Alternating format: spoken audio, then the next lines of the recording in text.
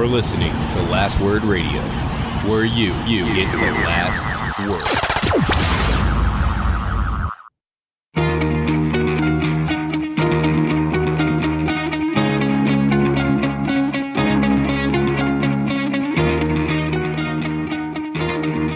Welcome to the Fourth Line Podcast, part of the Alberta Podcast Network, powered by ATB. This is November the 18th, 2019. With you today is myself, Carl, and Stevie Nick.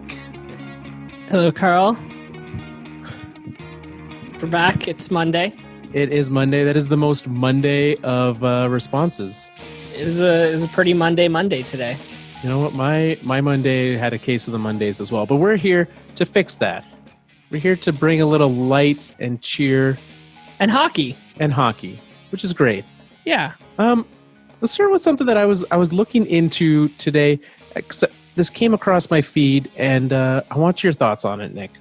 Okay. Statues of professional athletes. How do you feel about them? I don't know if I feel anything about them. So, like, is there, like, outside of Little Caesars, is there a Steve Yzerman statue?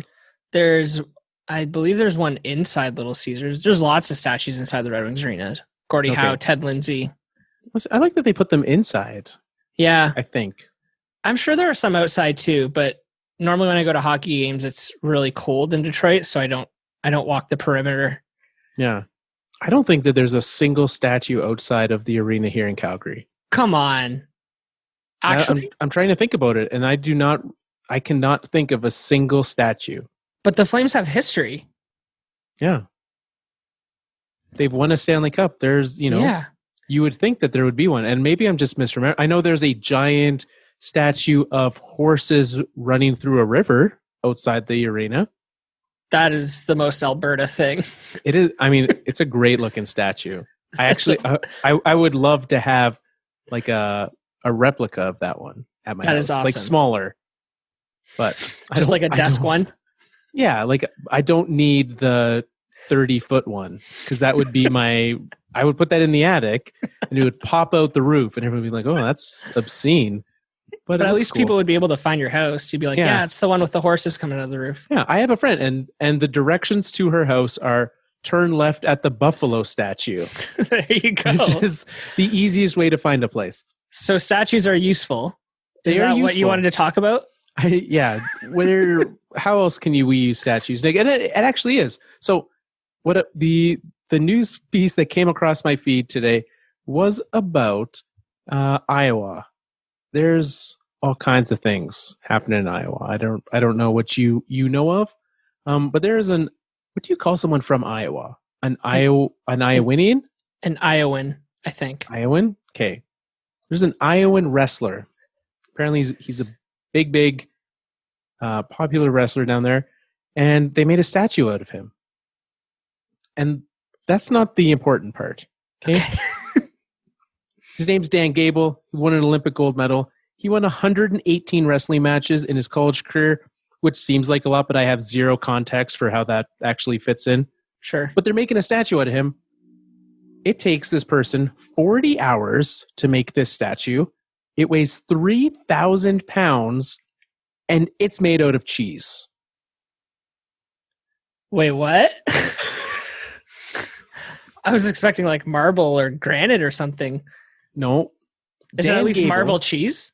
It started with a 3,000-pound wheel of cheese, and the sculptor, Sarah Kaufman, is known as the Cheese Lady. She's responsible for making it happen. It doesn't actually say here. I see a picture. It is not marble cheese. It looks like a hearty parm, perhaps.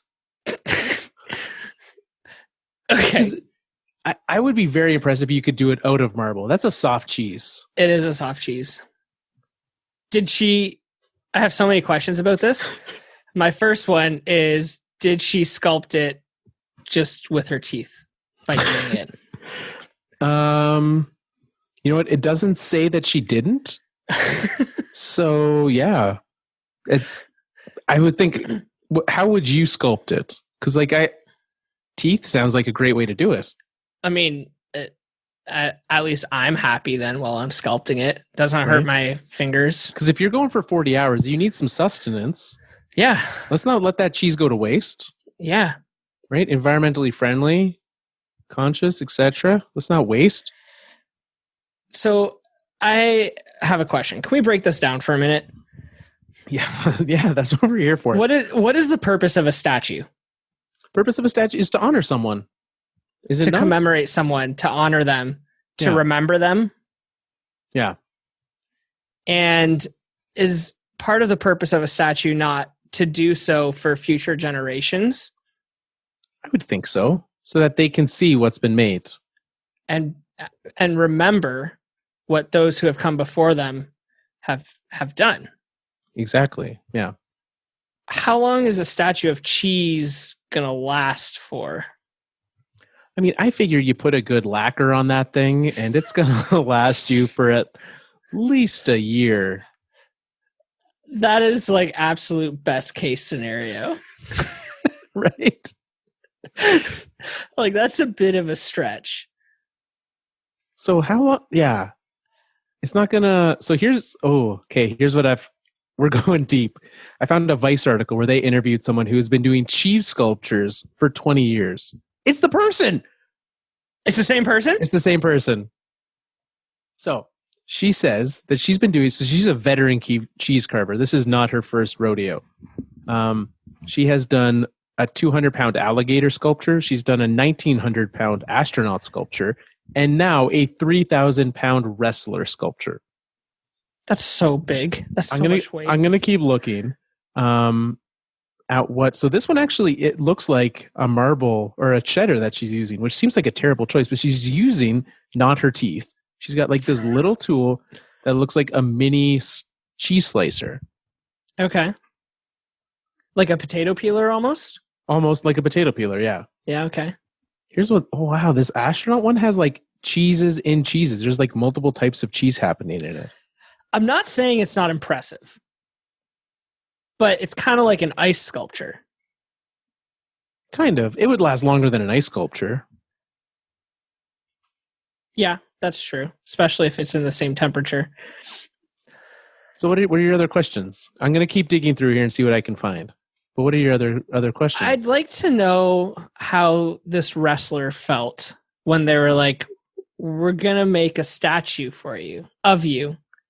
And their first feeling would be like, wow, that's amazing. Like, I can't believe I made such an impact in this community for them to want to commemorate me forever with a statue. And then they finish their sentence of, and it'll be made of cheese. Mm-hmm. Do you still feel that same pride? Well, I'll tell you. Here's what Dan Gable had to say. Probably never thought I would have a cheese that looked like me. I always tried to beat my opponents up in a wrestling match, and they looked like cheese when they were done, but I think it's cool. Dan's taking a lot of headshots here, Nick. This is what we're learning. Anytime you can give a museum an opportunity to survive and not close its doors, well, he has his own museum. Okay, so Dan Gable's a much bigger deal than we ever thought. He has his own museum. $1 from each pound of cheese and pint. There's also a beer being named in his honor. Oh my God. Will go towards the National Wrestling Hall of Fame Dan Gable Museum. And so part of this is that he's looking to keep this museum open. Because much like the Shania Twain Museum in wherever her hometown is that had to shut the doors, the Dan Gable Museum, not a hot ticket. The amount of resources that they're pouring into keeping this place open for a local gold medalist is pretty crazy. Yeah. Like, and it sounds like is he doing most of it? Like, is he running the Dan Gable Museum? I believe so, yeah. So it is white cheddar is what they've used to create this sculpture of him from Wisconsin. They've done this. Kaufman said about the statue, carving people is one of the most difficult. I don't know what else you would think would be the most difficult, but carving people is difficult because I'm not just carving a man. It has to look like him. And the most important thing is how much hair you should leave on the top of the head. So there we go. We haven't even gotten to the question that I was going to ask. Oh boy.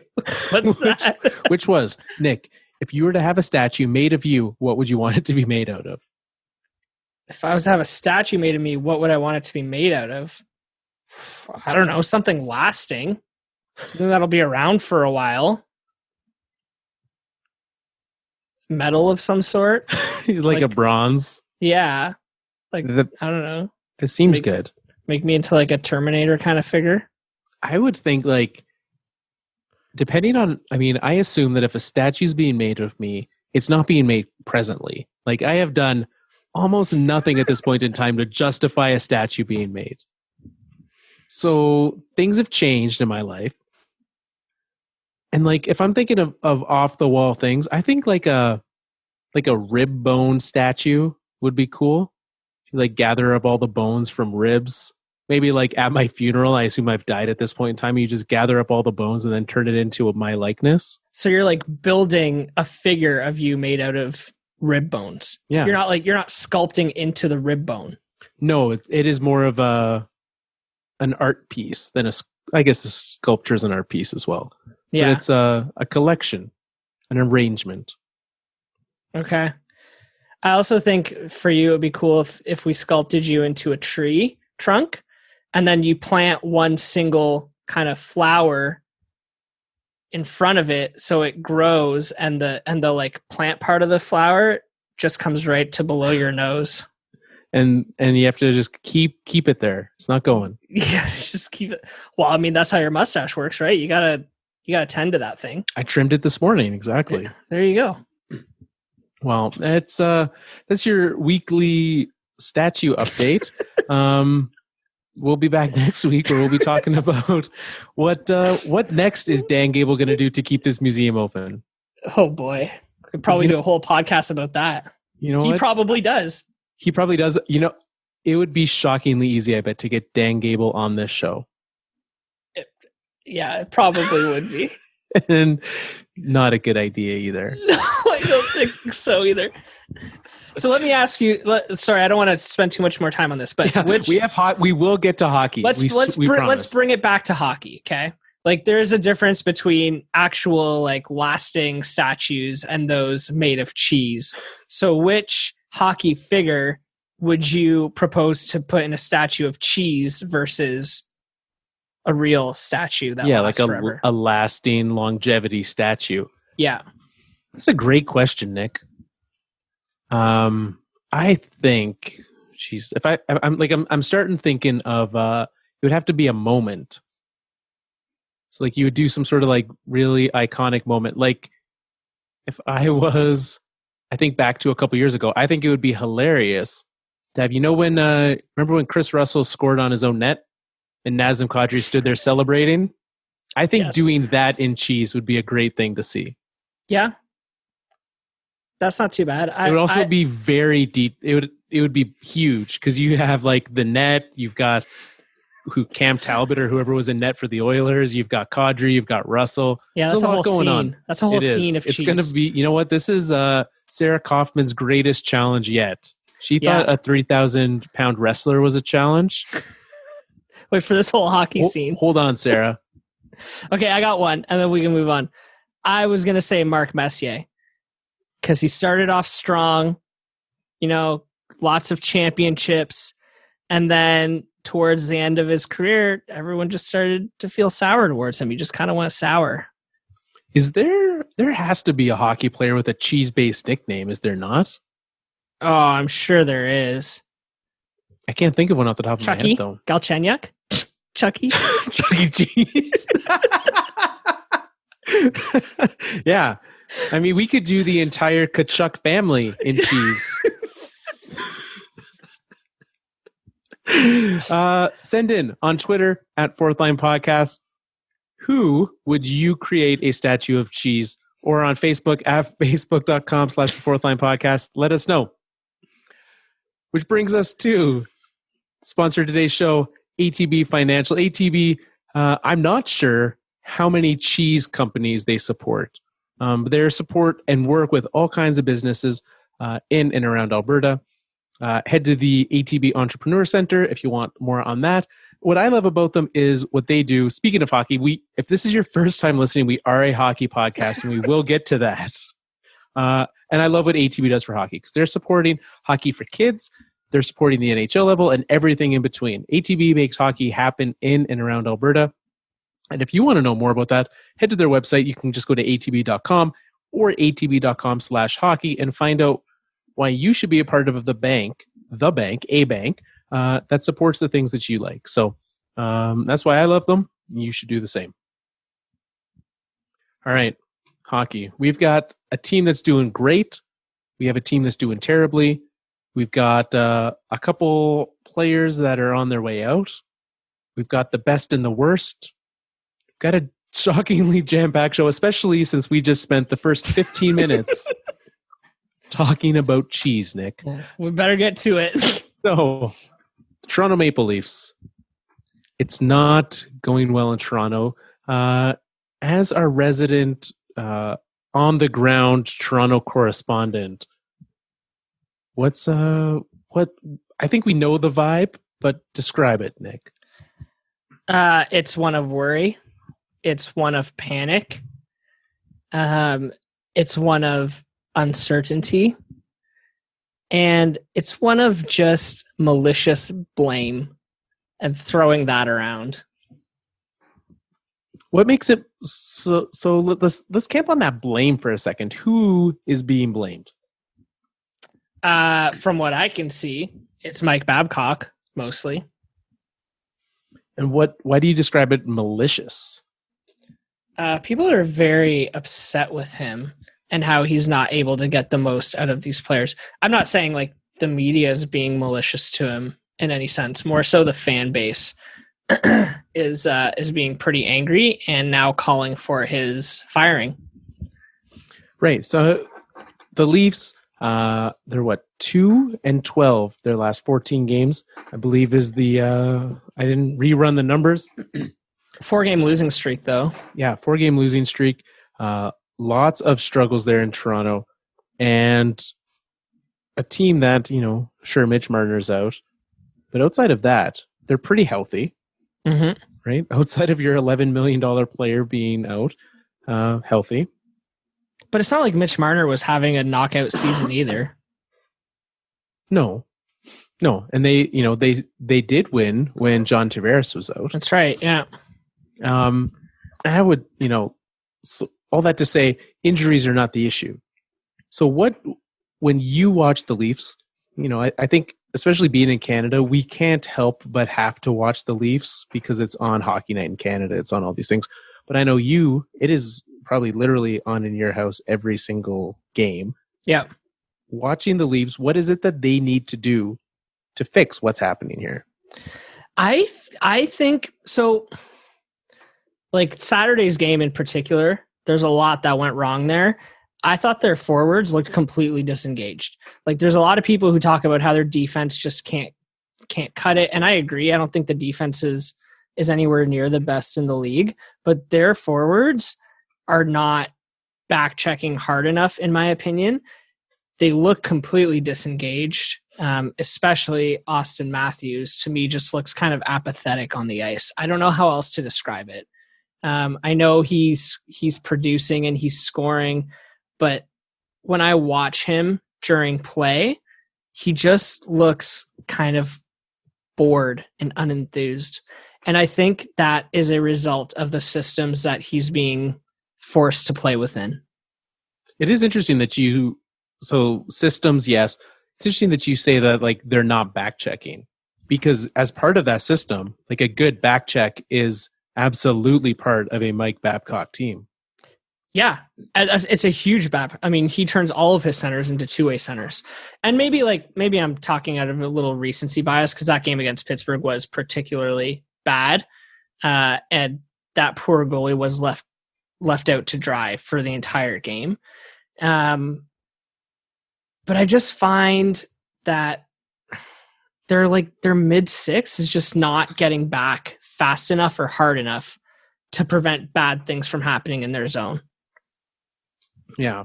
And so with the system they're playing in, somehow entirely different than the system that they were playing in even last year, right? If you look at, a lot of times you start to look at these underlying numbers, right? Like, what is it that's causing these things? Where are they producing from? And the Leafs just aren't getting the shot attempts that they need to, whether it be even strength or the power play.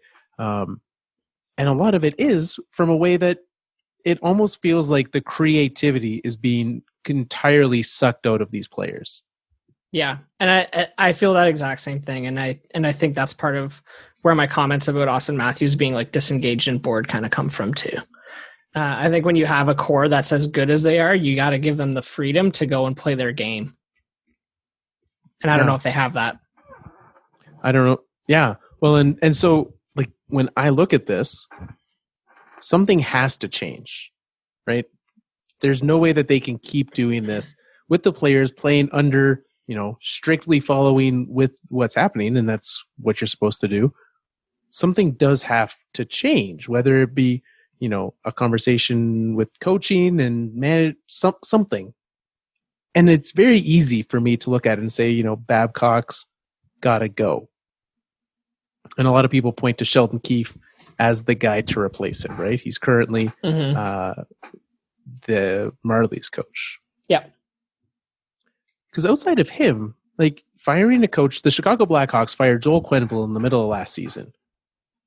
And somehow thought Joel Quenneville was the struggle here. Mike Babcock has been a successful coach before. He's coached 6 incredibly talented teams to successful wins before. Leafs fans, 2 years ago, were thrilled, right? They were wearing their Bab socks. I actually feel bad for the Bab socks company at this point in time. I was thinking about that yesterday. I was like, man, this guy's really got a problem going on. It's okay. They've expanded to include all sorts of players. It's true. I saw Mark Messier socks at the old beverage store the other day. So yeah, they're doing okay. Yeah. But if he can't get what he needs to out of this team, something's got to change. And I'm not opposed to it being him. Yeah, I like Babcock is a coach who loves his veterans, and he expects a lot from his players. He expects them to play a more conservative game, I think, and I don't think that works well with young players today. So I wouldn't be opposed to it either. I don't think that they're going to do it, but it would be pretty gutsy. It'd be pretty bold for Dubas to go out and Shanahan and say, it's not working, Mike. Here's your whatever, $50 million and bye. Right. Because it's not that they can't afford to send him out the door. Right. This team has the money to pay him to not coach this team. For sure. So it literally comes down to just what is the best for the future of this team. And if they think that Mike Babcock is not the coach, and the other side of it is they wouldn't be paying him for very long because he, if they wanted to, they could easily trade him and someone else could pick him up. Mike Babcock? Yeah. Can you trade coaches? Yeah. There have been, unless they've changed the rules of late, there was definitely been a slew of trades involving them. I think he would have to agree to it. Right. But yeah. Yeah, I don't know what the answer is. The team's so weird because they're so stacked with talent. They should not be bad. Yeah. But they just don't look like they're having fun. They don't. No, you see that not just with the meme of the fan in the stands, but also the guys on the ice. So yeah, something's gonna have to change in the near future here, and if not. It's not. This team cannot miss the playoffs. Is the real heart of it? No, they can't miss the playoffs. And at what point do you make that decision on a coach? Like, Is it January? Is it American Thanksgiving? Anything after January is too late, I think. I think in a division with as many bottom feeder teams as there is, sure, you're catching. Essentially, you're like, we're fighting for third in this division, right? Mm-hmm. I think they could get away with it because, like, St. Louis last in the league last year at Christmas. You can turn it around. It just needs to be one heck of a move. And I'm not saying that, Mike Yeo in St. Louis is certainly, those are not comparable to Mike Babcock, but something's got to go. And I do think that you can wait until that point in time, but it's got to be quick. Yeah, but like, who knows? Maybe they'll turn it around in the next 4 weeks and everyone will forget about this and we'll all be feeling silly that they were thinking about firing Babcock. Yeah, I that's it. I don't expect them to. It's at this point, almost a pride thing for them to have put all the eggs in that basket and to quickly turn around. That would be a rough go. Yeah, speaking of pride, how embarrassing was it with everyone tuning in to see the conclusion of the Don Cherry drama, and they're all watching the Leafs blow 6-1, blow that game. Like, do we have to stay till the first intermission? Like, can we just do it during commercial? Yeah. Or how lucky are we? We get to watch train wrecks 2 weeks in a row on Hockey Night in Canada. Yeah. Oh man. That was it was not a nice look there for the old Maple Leafs. No. A team that is doing well though is the Dallas Stars. They have turned it around. We talked at the start of the year about how they loaded this team up, and I would say loaded it up, right? You added Joe Pavelski to an already good team. That's significant. And we talked. What was it last week? With the comments from Coach Jim Montgomery. Yep. They worked. They worked again. Again. Like, these guys know how to motivate this team. Do you think, Kyle Dubas seems pretty squeaky clean, but what kind of comments do you think he could make about Austin Matthews to light a fire under him? I don't know. Nothing that would sound threatening. Look at the guy. Okay, well, we need Mike Babcock to maybe do the dirty work here. Shanny for sure could. Shanny could, yeah. Shanny's got him already. He's trying to tone him down a little bit. Yeah. I think that's the solution in Toronto. If the Dallas situation tells us anything, call out your players publicly. None of these closed door meetings, they're not working. Open door only. The media in Toronto would love that. Could you imagine? No. It would be a field day. It'd be chaos. Yeah, but it'd be great. Dallas managed to turn it around right back in the playoff hunt without question. And doing it with the usual suspects kind of still not entirely. Jamie Benn, 9 points so far in 21 games. This team is fourth in the league in goals against, though. So scoring still down, right? Jim Montgomery's comments still apply to this team, right? Tyler Seguin doing okay. He's first in the team as he should be, but still only 5 goals, 16 points through 21 games. That's a pace of 64 points, not what you would expect from Tyler Seguin. So this team is doing it. What was it? We were 3 years ago. The Dallas Stars just scored all the goals and let in all the goals, and they were just the funnest team to watch. Now the Dallas Stars, completely opposite. Yeah, and they got and you know what? Joe Pavelski's turned his stuff around pretty nicely because he had a rough start to the year. But they got Miro Heiskanen second on the team in points. So there's a nice, as you said, Tyler Seguin is not running away with the point production on this team. There's a nice division of where all the points are coming from. I guess you could call that depth. But some would call that depth. Yep. But it's still a little concerning that your big guns aren't going off. Well, and Rupe Hintz, who has been having a great start to the season, is now injured. He's out. He's and not for they're not sure. He's at least out 2 more weeks. So not a quick return for him. I officially have dropped him from all of my fantasy teams after picking him up at the start of the year. So yeah, you're quick on that one. You know what? I know what I like, and I know what I don't like. I know that Rupe Hintz gone. Yeah.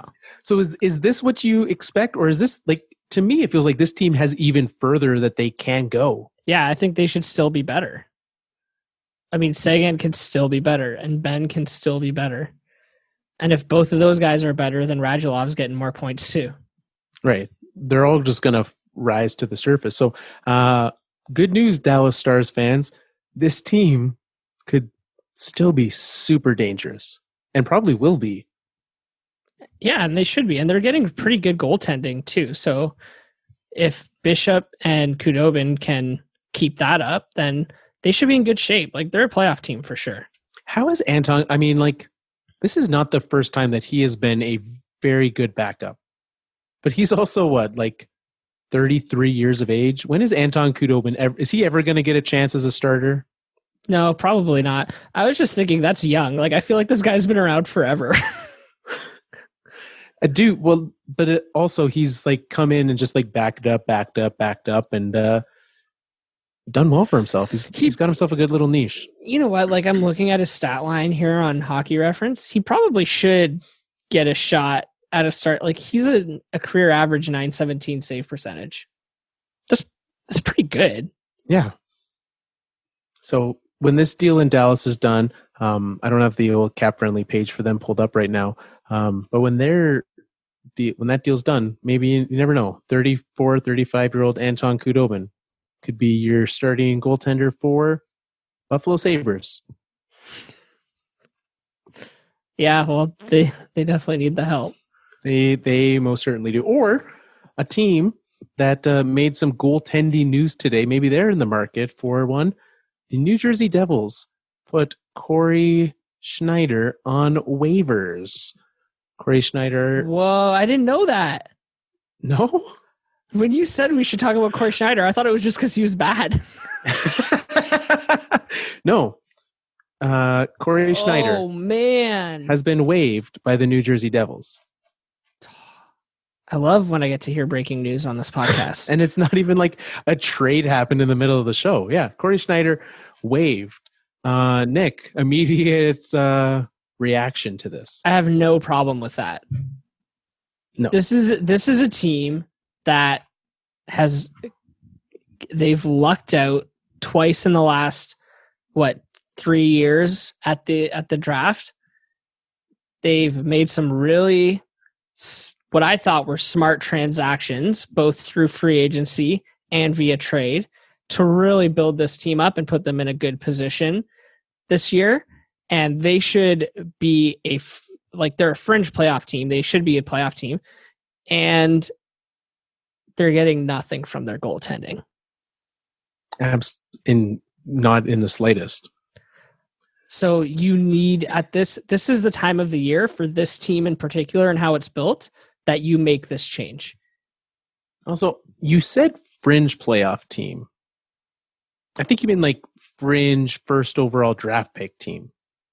Like right now, they're closer to that than they are. Well, right now in the standings, yeah. But if you look at their roster, like, I don't think they should be that low down the standings. No, certainly not. They should be competing for a wild card spot.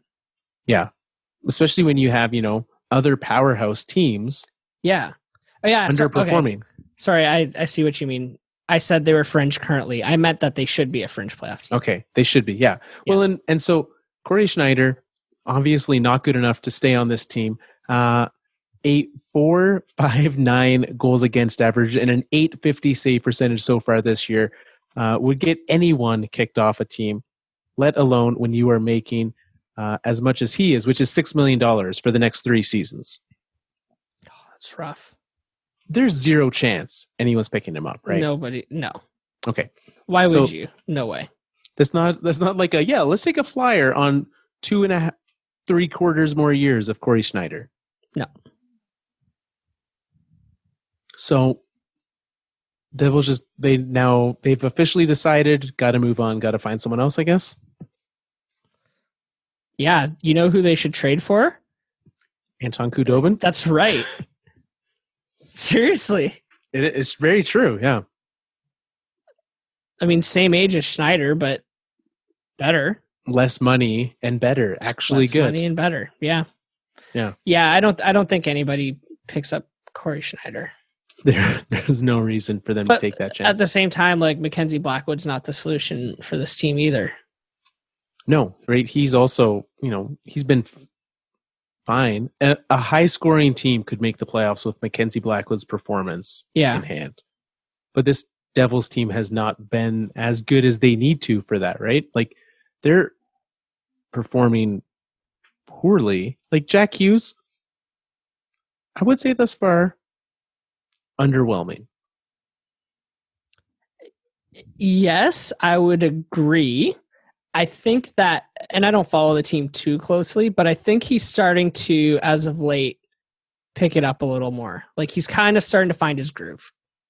Absolutely. And that is not to state that he's not good, that he won't be good. He's 18 years old. He's played 19 games in the NHL.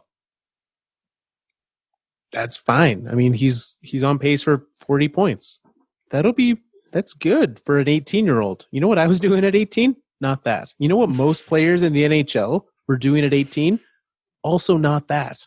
Yeah. Right? So, like, he's going to be fine. He's going to be okay, but Devils fans had very high hopes for Jack Hughes. Well, they still should. Just because he didn't come out and score 4 goals in his opening game doesn't mean he's a bust. And I think that he's starting to prove that he can hang in the NHL. He will be fine. This team will be fine. Well, they just need a goalie, though. They just need to go call up Dallas and trade for their backup, and it'll be great. So at this point of the season, with where they are now with their goaltending situation, where is your head at on Taylor Hall? Is he staying or going? I mean, I think he's gone. When those comments a few weeks back with him talking about being booed by the fans and then him backpedaling on those, as soon as I saw those, I said, Taylor Hall's time in New Jersey is rapidly closing. But if that feeling can change quickly once you start winning. It could, but do you, like, I still think that you would remember that. You still would have those feelings and sentiments. Winning certainly can help, but I don't know. That's a topic for a different day, though. We got other things to talk about. Yeah. Like more players that aren't very good and underperforming, like Ilya Kovalchuk. He's been benched by the Los Angeles Kings, allowed to go to practice, but will no longer be in the lineup for this team. Is he done in the NHL? I would think so. Unless the Kings are willing to retain some salary in a trade. Obviously, he's done playing for them. Right. And if you can't crack the Los Angeles Kings roster, there's not a lot of them out there that you can. Yeah. But, like, I have questions about this team and their coaching and management. And, like, what exactly did you guys expect from a team like this? Absolutely. Right. Like, our veterans are just not playing as well as we thought that they should. Well, what do you like? At what quality do you think they should be playing at? And they're like, 36-year-old Ilya Kovalchuk putting up half a point a game. Sure. That sounds, I mean, for the amount of money you're paying him, that's not worth it. But that's your fault for paying him too much money. Exactly. No one told you to do that. Not in the slightest.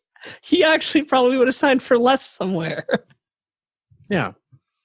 So do you think, and there hasn't been a ton of information coming out about if there was a situation that led to this or if it was just purely performance-based. But you've got to think that him in this situation will lead to him going back to Russia? I would think so. I mean, I think this is a situation that's been bubbling for a long time, right? Like even last year, there was rumors of, are they going to trade him or what's going on with Kovalchuk, and that stuff wears on you.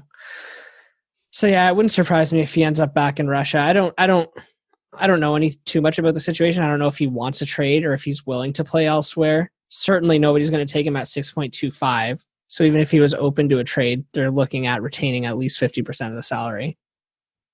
And this team can, they don't need cap space right now. So yeah, but who needs 36-year-old Ilya Kovalchuk? Yeah, I mean, who would you rather take a chance on? Cory Schneider at half his salary, which is $3 million, or Ilya Kovalchuk at just over $3 million at half of his salary? Probably Cory Schneider, to be honest with you. Really? I like that. I think so. Because there's... It also depends, where does Cory Schneider get this fresh start? Is it behind a much better defense? I mean, it's got to be. Yeah, I'd probably take a bigger chance on Cory Schneider than Kovalchuk. At this point, we know what Kovalchuk is. It's true. I would take it on Kovalchuk simply because it's shorter. It's 2 years versus 3 years. And so it's, that's my main reason, but I wouldn't be super excited. And I've seen a lot of teams very happy of ooh, we should go get Ilya Kovalchuk. Sure. Go nuts. That'll be great for you. Have fun with that one. Who would you rather have, Ilya Kovalchuk or Jason Spezza? Jason Spezza, because I can bench him and it's irrelevant.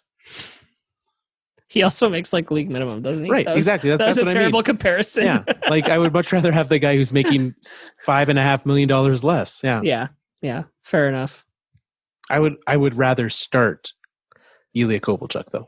But why do they not waive Kovalchuk? What is it with this whole you're not playing, but you're not a scratch, but you can practice? But I think so that they can get him some sort of trade value, right? Mm-hmm. That's kind of why. And there's been a lot of hushness around it. I do feel that there's some sort of other thing happening that they haven't come out and said. It'll be interesting. It will. That being said, I wouldn't mind if we didn't have to talk about him anymore. Well, let's not. This is welcome to Ilya Kovalchuk's Fourth Line Podcast retirement party. No one showed up except for me and Nick.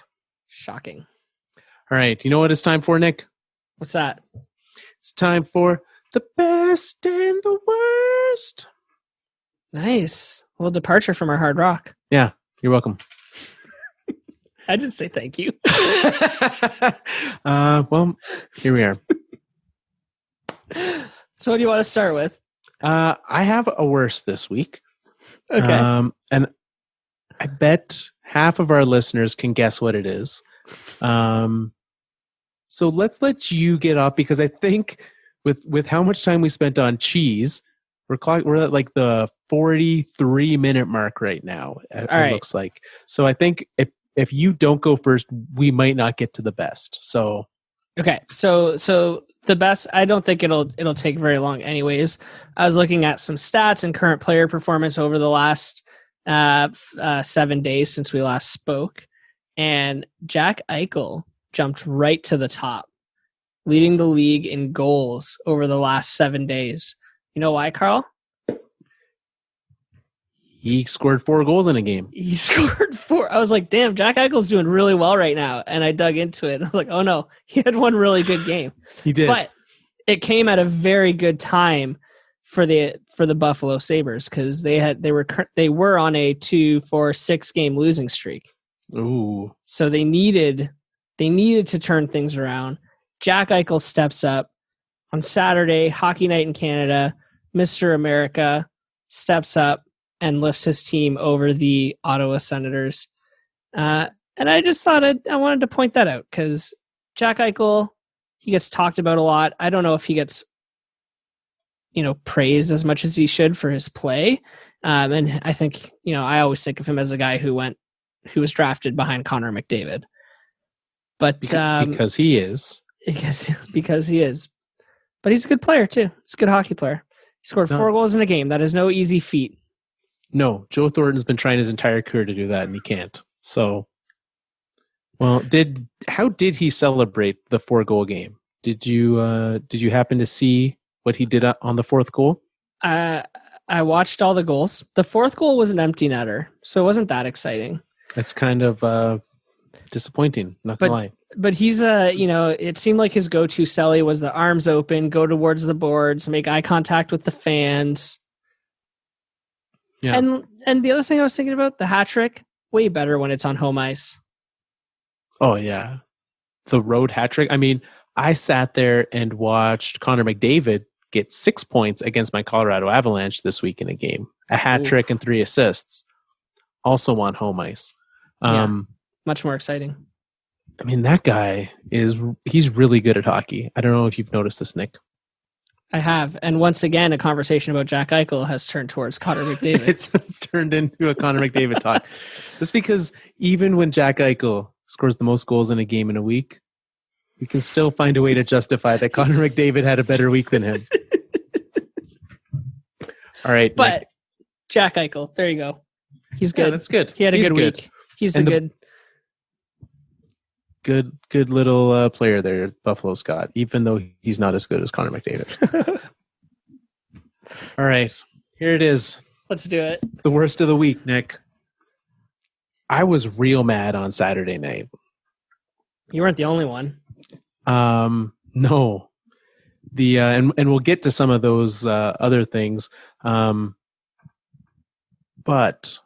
Matthew Calvert of the Colorado Avalanche, Canucks are down 4-2, right? Colorado's winning that game, and time is running down.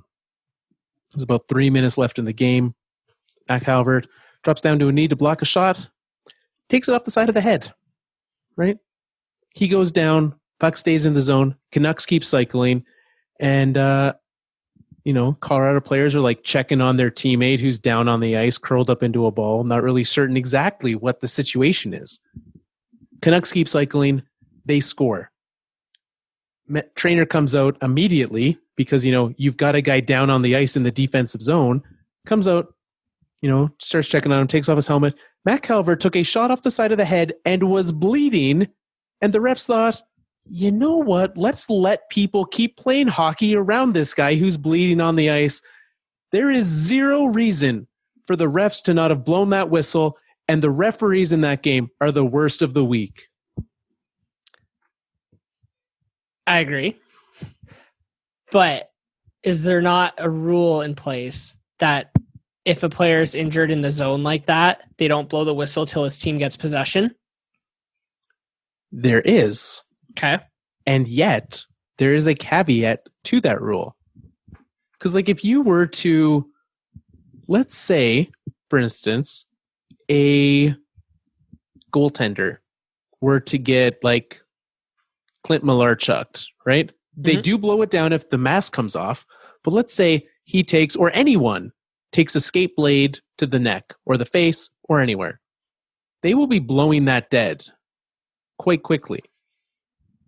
And so the actual rule, as it states, and I'm just pulling it up here because our old friend Elliot Friedman shared out the ruling.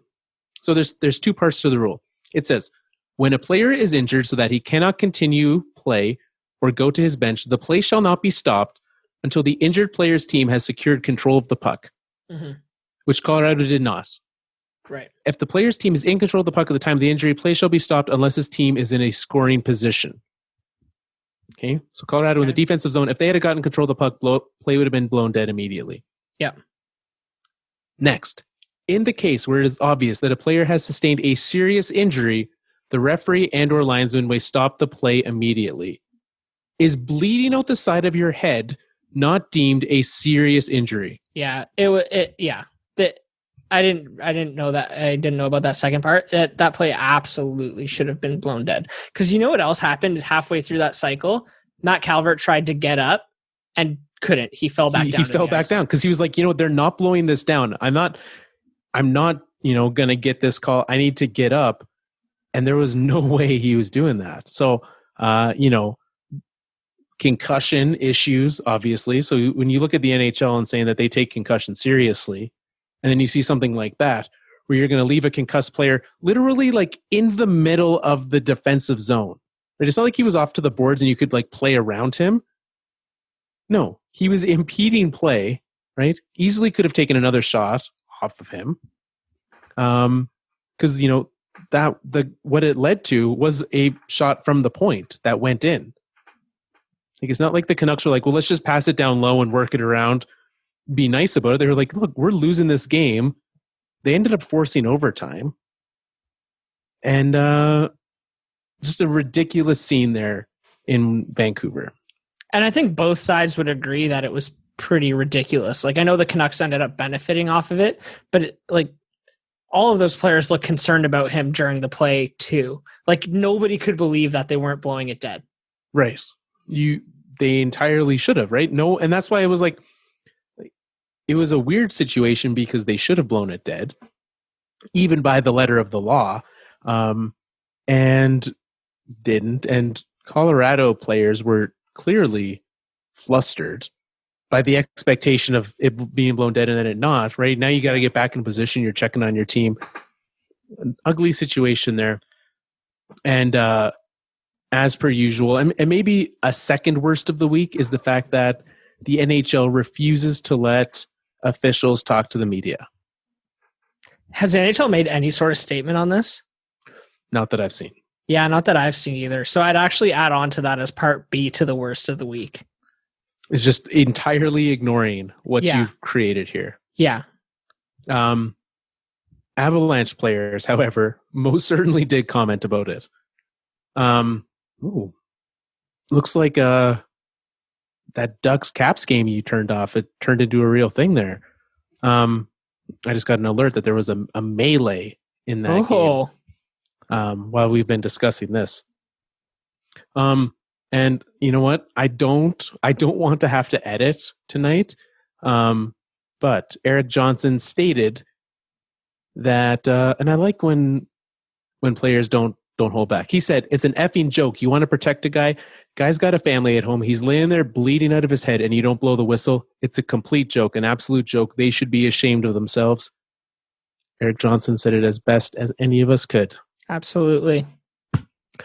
Let's get to some of our must-watch games.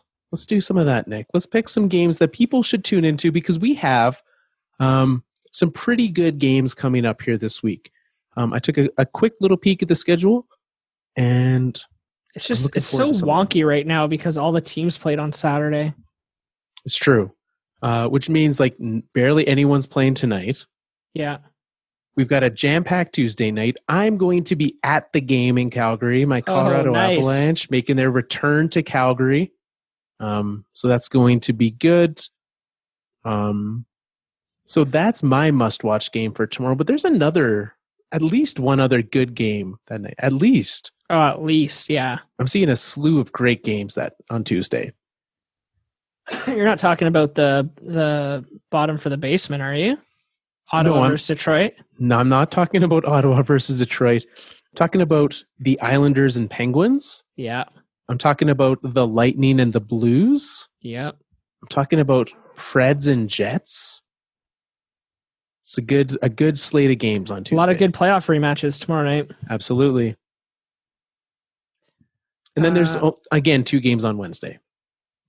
Yeah, but we're going to watch Washington at New York, right? Yes. Okay. I think we showed with our Tuesday picks that Ottawa's not making their way in here. Yes. Agreed. So that's Wednesday, Thursday. I mean, if I'm picking Pittsburgh Islanders on Tuesday, I should probably pick them again Thursday. Yeah, I mean, if you're going to be watching Colorado Calgary on Tuesday, you'll probably watch Pittsburgh New York on Thursday, right? Exactly. I'm going to be at a game. I'm not going to I'll be making my way down there. Won't be able to watch that. I won't actually be there. So yeah, watch that and then tune in afterwards to see the end of the Avalanche beating the Wild. So that'll be good. Friday? Do you have a game that you like on Thursday that's not Pittsburgh and Islanders? I think Pittsburgh Islanders is good. I was also looking at Winnipeg Dallas because we talked about the Stars today, so that one might be a good Central Division matchup to watch. Yeah. Which brings us to another two-game day. Wednesday, Fridays in the NHL are days where you should just record a podcast. Yeah, clearly. Devils, we get to watch them Friday night. A Schneiderless Devils team. Yeah. Against a Crosby-less Penguins team. One of those teams is missing a guy a lot more important. Yeah, I think so. And the Senators. Why do they keep shoving the Senators on days where there's no other games? Is that the only way the Sens can get people to watch their games? They knew at the start of the season. This team's going to be trash. Put them on days when there's no one else playing. Yeah, we'll just force them to watch them. My Avalanche make it onto Hockey Night in Canada. Tyson Barrie's return to Colorado. Tyson Barrie comes back. Nazem Kadri against the Leafs. Let's see if Tyson Barrie can maybe he just misses Denver. Maybe that's his problem. I think his problem is that he just can't get into the middle of the ice anymore. But because Nazem Kadri is doing okay without the rest of the Leafs. So that's happening. Yeah. We also have Panthers Hurricanes. Panthers are performing a lot better as of late. Yep. And the Hurricanes are, I think, leading the league in goals for. Well, high scoring team. It's going to be a lot of fun, that game. Anything else that tickles your fancy that night? Edmonton Vegas will probably be good if you're going to stay up for the late game. Yeah, Vegas lit up Calgary last night. Edmonton also can put up a lot of goals. That could be another high scoring game. Yep. And Sunday, they bless us with 3 games on Sunday. Slowly recovering from that 15-game slate. Yeah. So we've got your Red Wings. They replaced the Senators with the Red Wings, so we get those on Sunday against the high-scoring Hurricanes. I'll be watching that game, but Buffalo, Florida might be a little more interesting. Yeah, and Arizona's not too shabby either lately. So you technically. Not even technically. That is first and second in the Pacific meeting up in Edmonton versus Arizona. So that'll be a good little match. You're right. Good games this week. Yeah, right. It's a great after what could be. Monday, Wednesday, Friday. Take those days off. I'm going to not watch hockey on Friday. I'm going to a movie. Already got those movie plans in, Nick. Wow, that's nice and early. I know. You got. You know what? There's a lot going on. Ford versus Ferrari. I'm going to go watch I've heard good things, and it looks good. I actually went to the Shelby Museum and Factory in Vegas last year. Oh, nice. Which if you're in Vegas, it's off the strip, but not very far. It's like a 10-minute drive. I highly recommend it if you like cars. Great thing to go check out. Anyways, so the guys who did that trip were going to the movie. It's going to be a nice recreation of it. Nice. I'm sure everyone wanted to know that, just book in the show with Carl's movie plans and cheese talk. Welcome to the Fourth Line Podcast. Yeah. If you are heading somewhere, and actually, Nick, this is a very important thing. I've been, I mentioned I'm going to games this week, and you know what I did very first when I was saying I need tickets to the Avalanche game? Guess where I went to? You went to SeatGiant. SeatGiant.com. SeatGiant.ca, actually. .ca. SeatGiant.ca, and use promo code APN because that saved me 5% off my tickets. So head over there and do that. Whether it be a hockey game, basketball, football, a concert, other things that have tickets for them. Disney on Ice. If you want to go to that, that's the thing that's happening in Calgary right now as well. Head down SeatGiant.ca, promo code APN will save you 5%, which is a great thing to do. Make sure to do that. You can play High Sticking at Fourth Line Podcast on Twitter. You can just talk to us, right? When things happen like Matt Calvert not getting the whistle for him, or someone says something stupid on Hockey Night in Canada. That said, I appreciated what Ron McLean had to say this week. I don't know about you. Yeah, he did okay. It was very, it was what I kind of expected. there was a lot more Don Cherry talk, actually. So maybe it wasn't. I did not expect him to talk as much about Don Cherry as he did. That was kind of weird. Yeah, it was kind of weird, but like he'd also been doing that show with Don for so long. Yeah, it's true. Like when Nick gets unceremoniously removed from the Fourth Line podcast, we're coming up. I meant to check this week. I was thinking about it. We're coming up on your 1 year anniversary here soon. Are we already? Not? It's got to be close. I still feel like the new guy. No, you're a veteran. You've got your puck there. You're ready. You've got your puck. If you play high sticking, you can get a Fourth Line podcast puck just the same as Nick is. And for those who are waiting on mail, it is still at my house. And those will be sent off shortly. I promise you. Promise. So those will be going out to Mingyan and Nate. So those will be coming out there soon. You could win by playing high sticking. We'll be getting the score update probably tonight. Probably after this episode gets released Monday night, we'll get the score updates out there so you can get your picks in. Play that, win. It's a great way to go. In the meantime, head to fourthlinepodcast.com where you can find everything about the show. Alberta Podcast Network if you're looking for more fantastic shows. And until next week, it's time for us to wrap up another Fourth Line show. I know what you're thinking. You don't want us to go. Mike Babcock is looking kind of tired, but he'll catch up on sleep when he is finally fired.